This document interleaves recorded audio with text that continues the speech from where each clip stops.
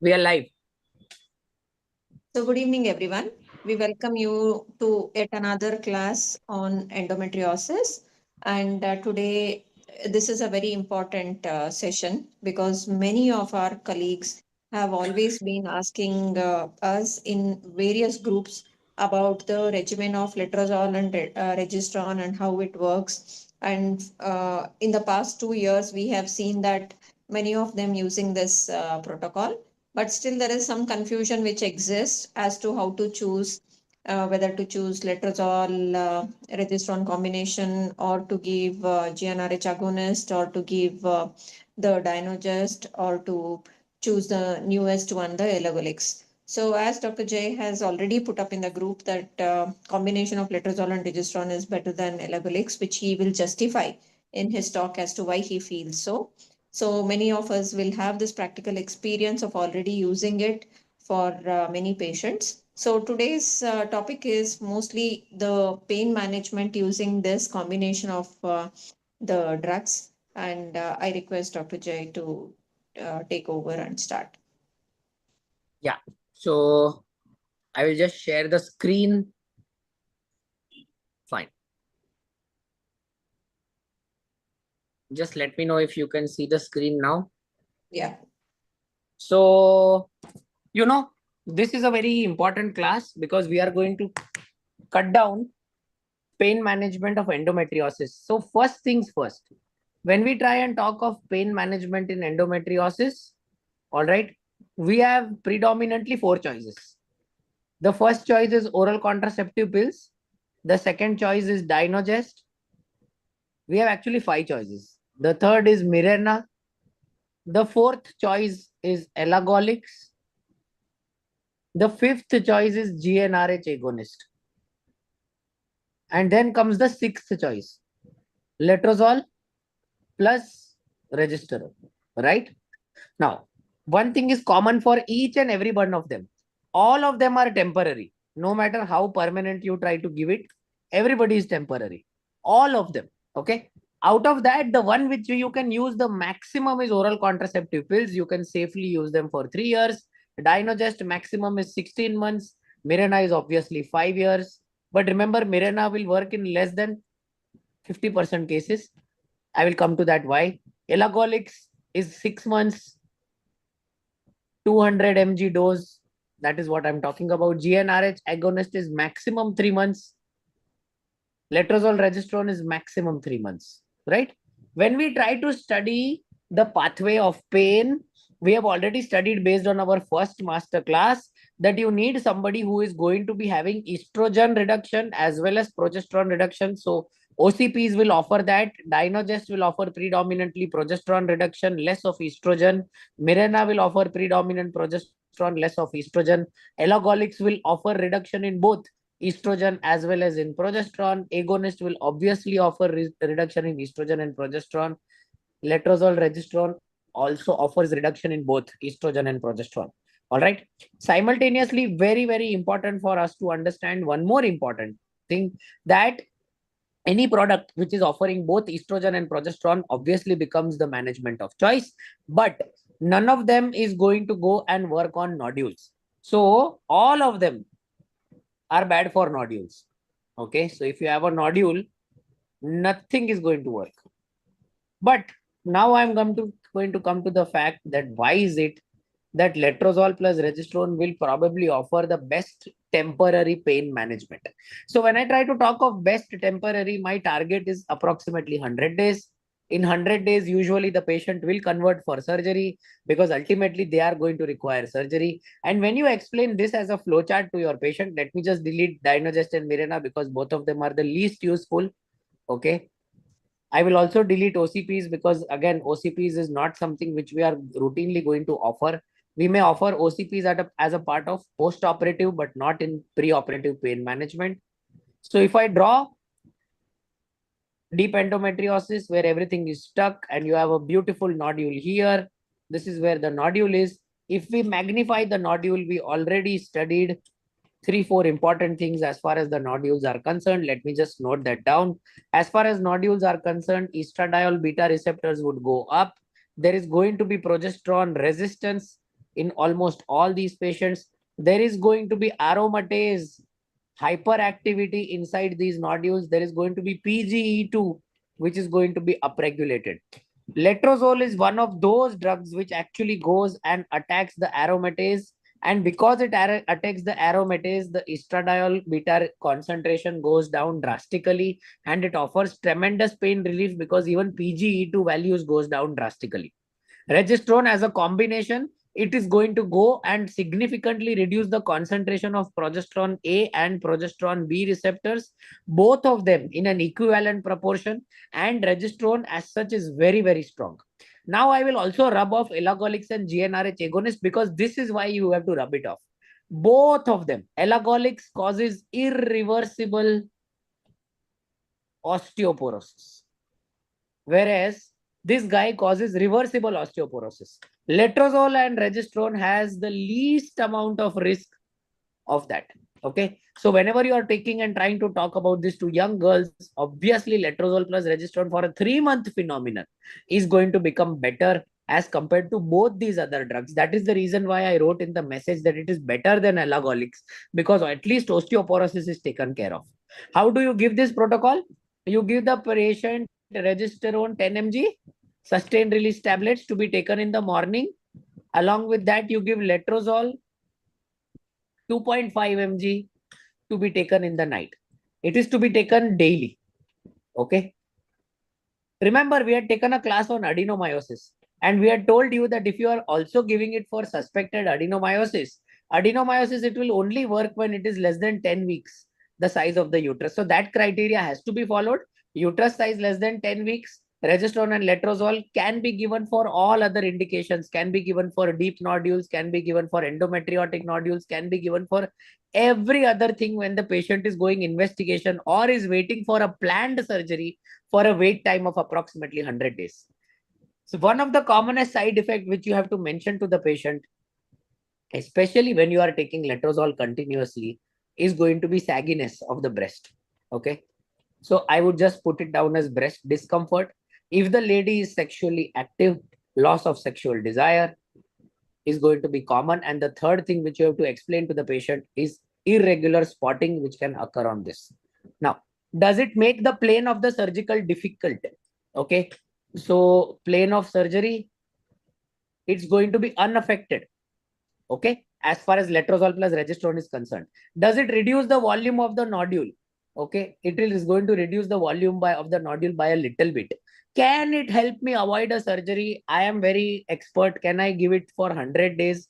Can I give it for 200 days? The answer is no. Maximum is 100 days because prolonged letrozole is going to then have the negative effects. Same thing like elagolix and GnRH agonist, even that is going to start causing osteoporosis. So you should not be giving letrozole for a prolonged period of time. Then the next question people will ask, then how the hell do people give letrozole for a prolonged period of time when a patient is having breast cancer? Remember, they are predominantly giving letrozole in breast cancer when it is ER-dependent breast cancer, that is estrogen receptor-dependent breast cancer. The dose which is given is 2.5 mg along with calcium add-back therapy. And so many patients, I'm sure Dr. Shilpa will agree because Shilpa madam's husband is a very well-known breast cancer surgeon, that so many patients are then given add-back therapies with calcium, and then they are given phosphonates to the patient in the form of phosphonate injections in order to make sure that the bone loss does not happen to all these patients. And that is something which is important for you to understand, that in these young girls, the max you can give this drug, or the max you should try to give this drug, is for 3 months. Okay, nothing more than that. Actually, that finishes the usage of this protocol. There is nothing more than this to this. Just remember, the reason why it also works in adenomyosis is because in the uterine musculature, obviously because of adenomyosis, the concentration of the progesterone and estrogen receptor goes down drastically. Because it goes down drastically, the patient can experience a significant temporary pain benefit. All right. It can also help you significant temporary pain benefit if the patient is planning for embryo transfer and is having adenomyosis. It will be better as compared to Zoladex or the Lupride or the GnRH agonist which you are providing to the patient, because letrozole also reduces the estradiol concentration in the musculature of the uterus, thereby improving the lining and helping you do a successful embryo transfer should you be wanting to do it. Okay. With that, I conclude, and I think there will be questions on this because, as Shilpa Madam has said, people have asked tremendous amount of questions on a daily basis as to how to give letrozole plus regesterone protocol. So I think we have briefly enlisted the entire protocol. Kindly copy paste it. Okay. One more thing I want to tell you. If you give regesterone in the night and letrozole in the morning, will the outcome go down? Absolutely not.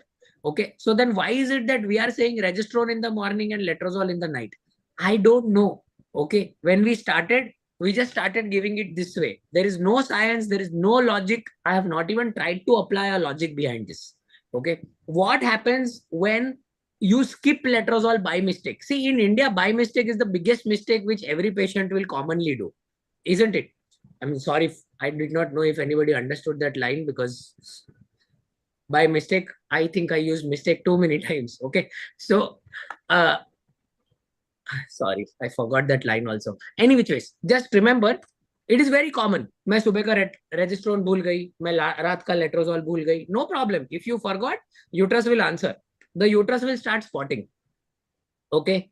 Or bleeding. It is called breakthrough bleeding. That is again very common. So even if the patient tells you they are severely compliant, but they are bleeding with that, that means they have 100% forgotten. See, in India, compliance means they have taken 90% of the doses on time. Understanding? So that is something which you have to keep in mind and explain to the patient. One more thing, please understand. A lot of people have asked this question to me, and I don't know why, but they've asked this question to me. Can I give letrozole plus regesterone? I'm operating somebody like this on this Sunday, most probably. 24 centimeter endometriotic cyst. The patient has taken 16 shots of Lupride. Okay, she's coming to me on a wheelchair because after taking 16 shots of Lupride, even the sacral promontory will disappear. That much osteoporosis will set in inside. Okay, so remember one thing. Can you give these drugs for this sizes of the cyst? The answer is no. Actually, you should not even ask these questions that can I give? The answer is you should have your size criteria. We love to follow guidelines. Size criteria is endometriotic cyst more than 4 centimeters, operate the patient. Not my criteria, Shree criteria. Okay, just in case if anybody has by mistake entered the Shree conference hall, you will note that this is listed as a size criteria. All right. Second thing, can I give it in a 10 centimeter cyst?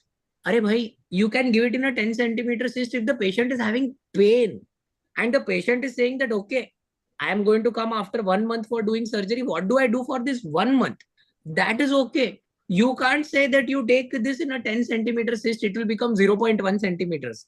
All these things are not going to happen unless and until the cyst ruptures. Okay. And if the cyst ruptures, then of course, operating in emergency is an emergency, right?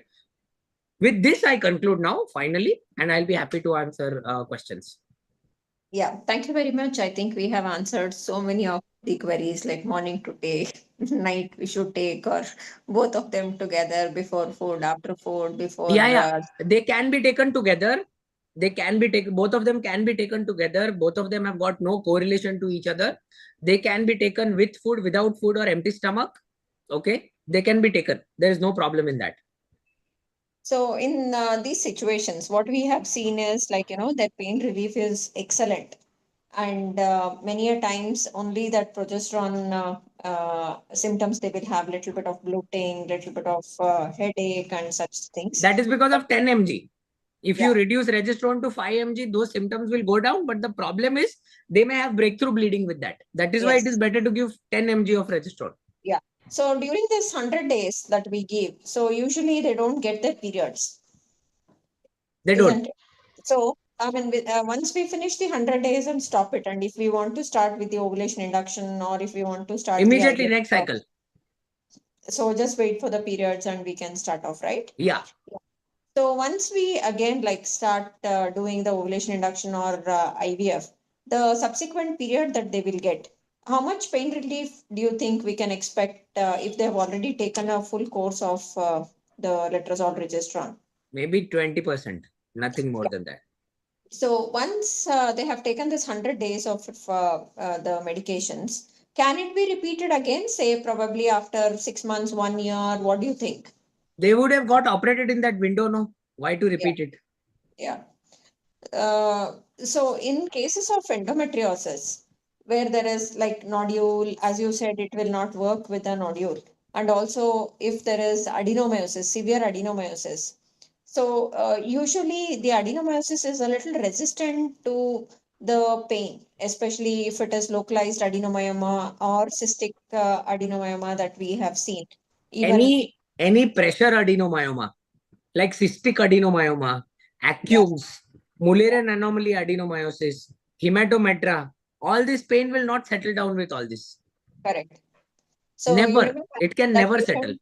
Yes, that patient who you were saying, I was arguing that it was cystic adenomyoma, and you were saying three acums.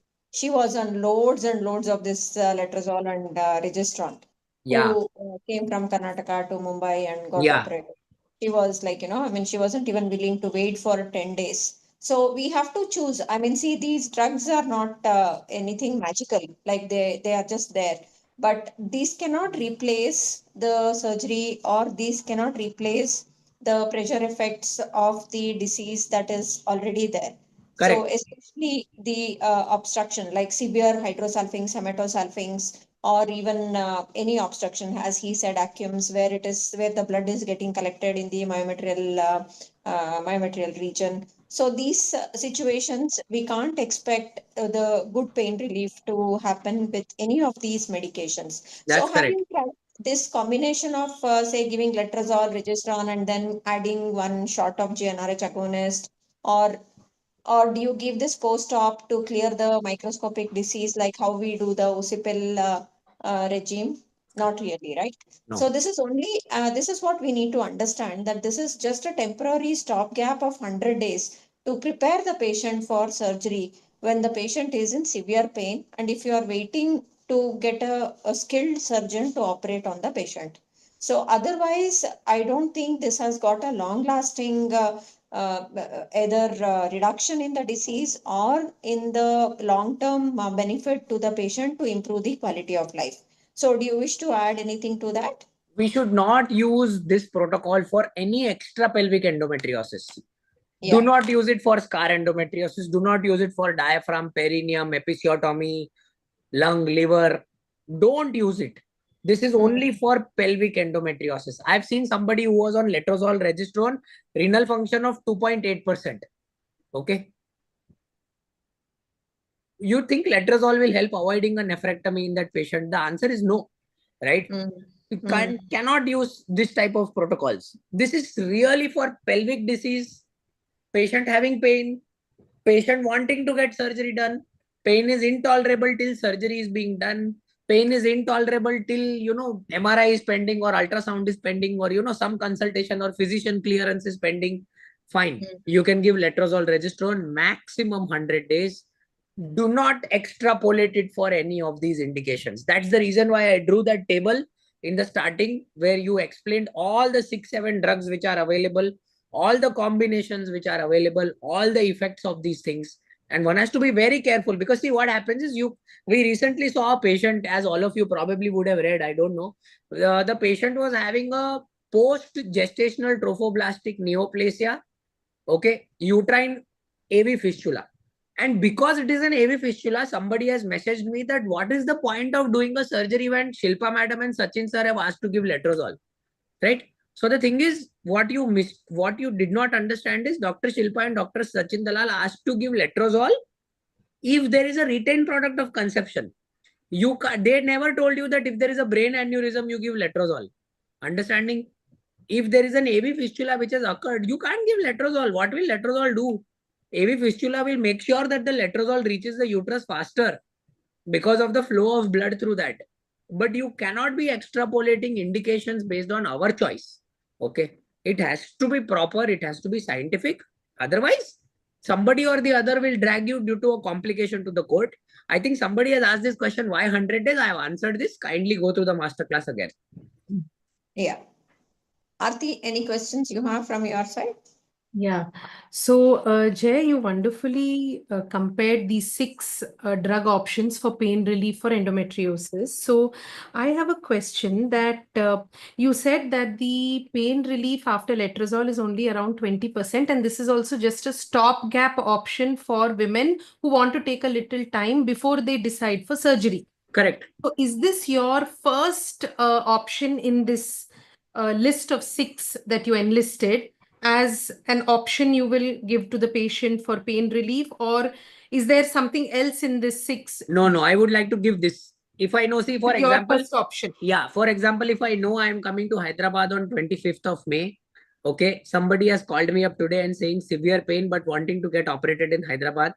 For this 20 days, I will give them Letrozole-Regesterone. No problem. How soon can you expect the pain relief after taking this? Within approximately 2 to 3 days, pain will go down drastically. Okay. And we also add a painkiller, right? You also Yeah. give rectal support. We would like to give along with this. Drotin or Tramadol if and when indicated. We also give rectal suppository. Exactly. Tramadol suppositories Right. if and when indicated. Okay. And suppose now the patient wants to wait for, say, 3 months before going for a surgery. We also see a slight reduction in the volume of Correct. Small adenomyosis reduction. as well. Yes. Now, like Dynogest, when it's taken for 18 months and stopped, we see the effect of pain relief, they say, at least for another 3 months after stopping Dynogest. Do you see a similar pain relief after stopping letrozole? And that is not true for any drug. If in case you stop the drug, the washout, the reason why you give the drug daily is because it gets washed out from your system daily, right? So the minute the drug is washed out from your system, within approximately a half-life reduction of 7 to 12 days, almost the entire symptomatology will come back. It may take 1 month for it to be aggressively back, but it will start coming back within 7 to 8 days of stopping. That's exactly the reason why you get menses after stopping a particular drug after 7 to 8 days. okay. Now, suppose you give it for 100 days, the patient is still wanting some more time for surgery. Can we give another course like Shilpa had mentioned? No. Take a 1 month gap and give another course till the patient is ready for surgery? No. So if at all, we only give one course, 100 days as a temporary stopgap. That is your first option, and then you go in for you can give it as a second course if the patient is having a freely mobile bulky uterus with adenomyosis with size less than 10 centimeters. That means adenomyosis is the only presentation. In cases of endometriosis, fixed uterus, retroverted and fixed uterus, you cannot give it for more. You should not give it for more than 100 days. Okay. Thanks, Jay. I think one more thing I wanted to add. You cannot be using this to reduce endometriosis in asymptomatic women with endometriosis.